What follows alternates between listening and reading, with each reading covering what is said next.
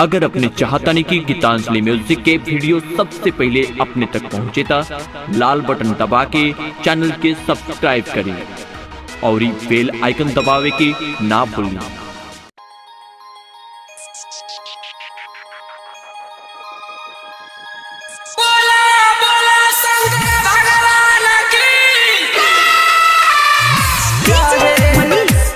Geetanjali music, Geetanjali music, Geetanjali music.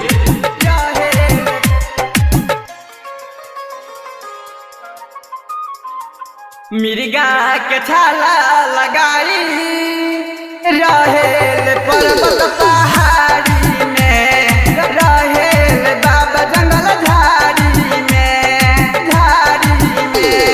मिर्गा के छाला लगाई रहेल पर्वत पहाड़ी में, रहेल बाबा जंगल झाड़ी में।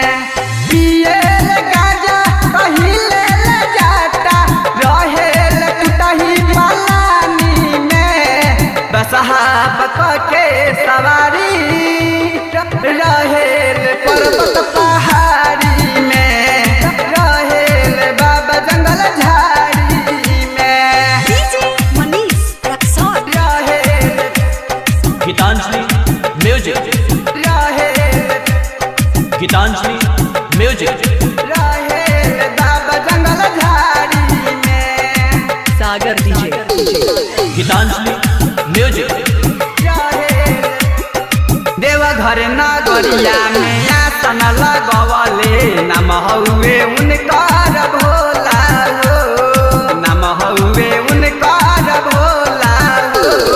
देवघर नगरिया में आसन लगवले, नाम हउए उनकर भोला हो। जाने ला दुनिया जहान सब पूजे, बोलबम के नारा खूब होला हो। मिर्गा के छाला लगाई रहेल पर्वत पहाड़ी में, रहेल बाबा जंगल झाड़ी में। रहेल गीतांजलि म्यूजिक, रहेल गीतांजलि म्यूजिक, रहेल बाबा जंगल झाड़ी में। सागर डीजे, गीतांजलि म्यूजिक।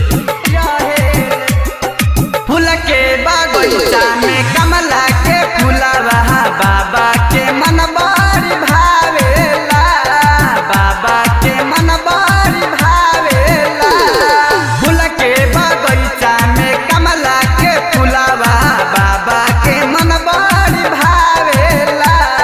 खुश हो जाले कंवरिया बाबा के चरण में सिरवा झुकावेला। बसहा के सवारी रहेल पर्वत पहाड़ी में, रहेल बाबा जंगल झाड़ी में। रहेल गीतांजलि म्यूजिक, रहेल गीतांजलि म्यूजिक, रहेल बाबा जंगल झाड़ी में। सागर डीजे, गीतांजलि म्यूजिक।